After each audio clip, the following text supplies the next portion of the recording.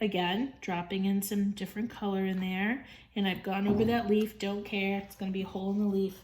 I got a little green on there. I'm gonna use a clean brush, clean wet brush, and go over that. Not the paper towel, just for padding. So I'm not using the paper towel, and there it's gone. All right, you catch it in the beginning, you're all set. And I'm gonna turn this around so I can get up here to in between those leaves. And I'm gonna go ahead and drop in some darker color down there. Oh, and just kind of pull that there. Okay, so up here, I've got some opportunities to create that little sawtooth edge. I love this brush. This is that silver black velvet. Oh, and it's so nice to work with, 1/2 inch.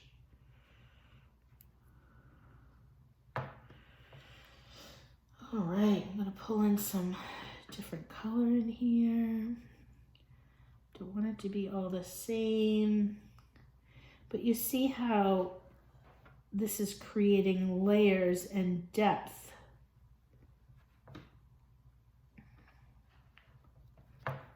And I gotta not be afraid to cover up something that I already like. So I liked a lot of that variegation, but you see I've left a lot of it as well. So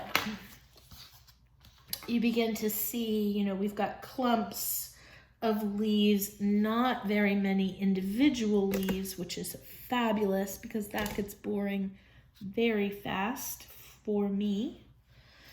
And let's see, I think I decided I was gonna pull out a layer in there. Kind of let that be something that I find under there, maybe off in the distance, a little bit of a layer in there. I'm gonna come back and wipe off the tape, which is something that you should get in the habit of doing if it's very wet. And I had to do that while I was blowing it dry because you will get backwash. And while that can be interesting, it's maybe not always what you're looking for. All right. Okay, so I have some clean water. I've cleaned out a space on my palette for pink to go. And my brushes are clean and I am ready to rock and roll. So I've got a bunch of different pinks, Rose Doré, Quinacridone Coral, Quinacridone Rose. What else? Quinacridone Magenta, I think that does it. And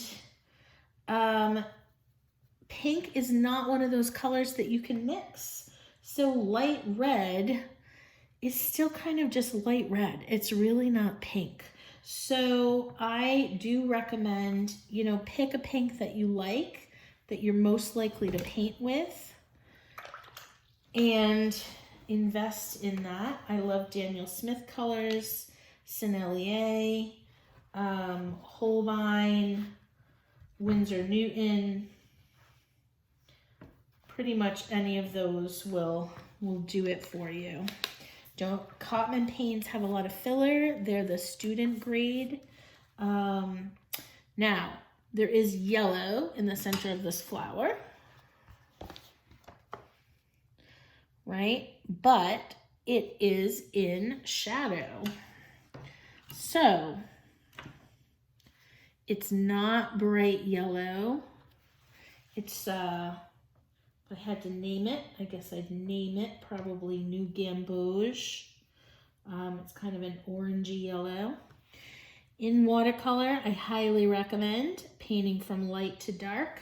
In the very center is kind of a creamy color, which is going to be watered down yellow ochre. Yellow ochre is a tertiary color, but when watered down, it works really great for, you know, that creaminess. Now, yellow and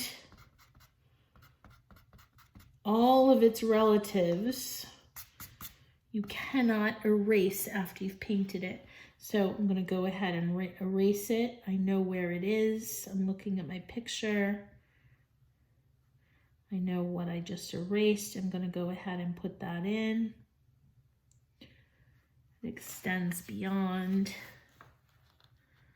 It extends beyond where just that center is, that creaminess.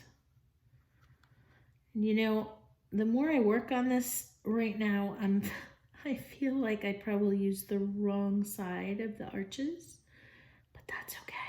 I'm not gonna get too upset about it. So that's the cream. It does dry lighter, but you know what? I want it even a little bit lighter than that. So I'm gonna go ahead and use my paper towel and just pat that a little bit. There, that feels like the tone that I was going for. Now this part of the petal is super light. Do I have green on there? I do. I'm gonna use this relatively clean water to get rid of that. Don't need flecks of green there. Just patting, making sure just patting with the paper towel. Never rub with that paper towel. Now I'm gonna start with the lightest color pink, and I'm gonna go over the whole petal. I know I see sometimes people want to paint it like a puzzle piece, and where they see shadow, they go around the shadow. But I encourage you to pick the lightest color of the whole petal and paint that. So I'm going to paint one petal, this lightest color.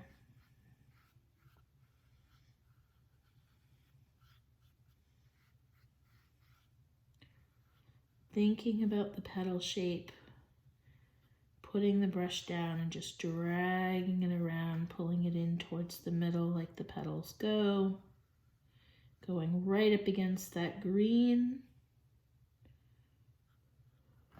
While it's wet, I'm not gonna wait and try to come back and fix it later. I'm gonna go right up to that pencil line, right up to that green, wherever that is. And now while it's wet, I've got these different versions of pink, and I'm gonna go ahead and put them up from the inside of the petal because it's darker on the inside, and lighter up where the light hits it. And because it's wet, it will fade up. Now, also because it's wet, it's going to disperse more than it needs to, and I'm going to end up with not dark enough. So while it's wet, I'm coming back in. Notice I'm using the corner of the brush to come back in where the darkest darks are, which is right in here in the center and right along this edge. Those are kind of medium. And though that is describing a fold, which I will come back to. Lots of times what I see happen is people are afraid of putting the dark in, getting too dark. I don't want that funny little line there, so I'm just going to get rid of that. And I think you don't need to be afraid of it. You don't need to be afraid of it. Go ahead and put that in. And I'm going to switch to my natural hairbrush, this silver, because when I touched it with the synthetic brush, it picked it up. I don't know if you could see that on camera, but it picked it right up, and I don't want that to happen.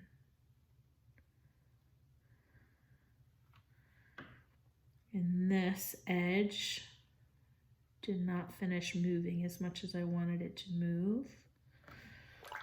And I gotta control my water. It's going a little crazy here. Always thinking about what direction does the petal go. If controlling it with a brush that has been wet but you've dried off on a paper towel isn't enough, you can come back and dry it off with a paper towel if you really need to.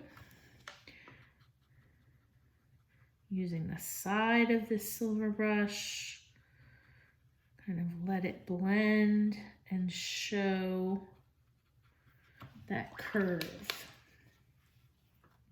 Now, I don't have to have it exactly like the photograph. I'm just trying to get the sense of it. Now it does change into a little bit of purple. So I'm gonna go ahead and put a little purple down here, little blue, and let that move. And this is gonna go great against the yellow of those little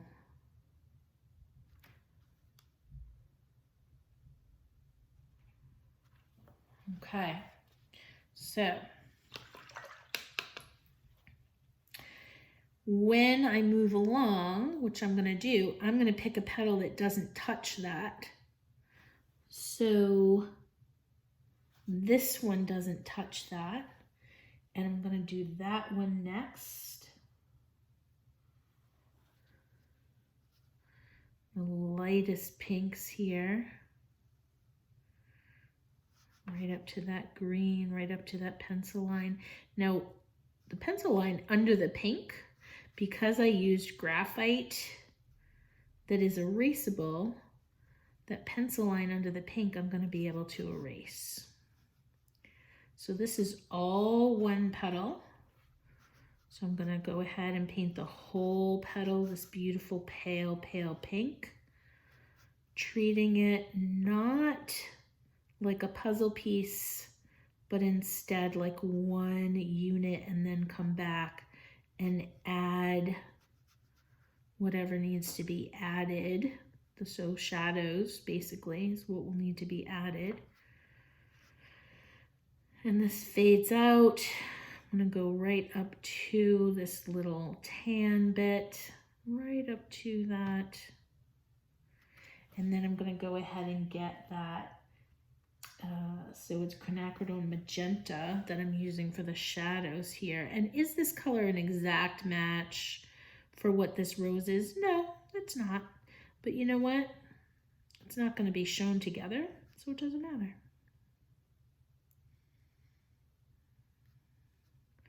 Now I want this dark next to that edge. I want that to fade out. There's going to be some more there. It will connect, but right now that will do, because that's going to be a hard edge. I need that to dry. And I think I'm going to actually lift and want that even a little bit lighter, that pink edge. And the same thing for this one. I want this edge a little lighter too.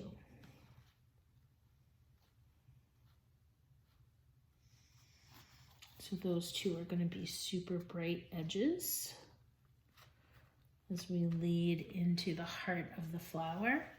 And put just a little tiny bit of this purple.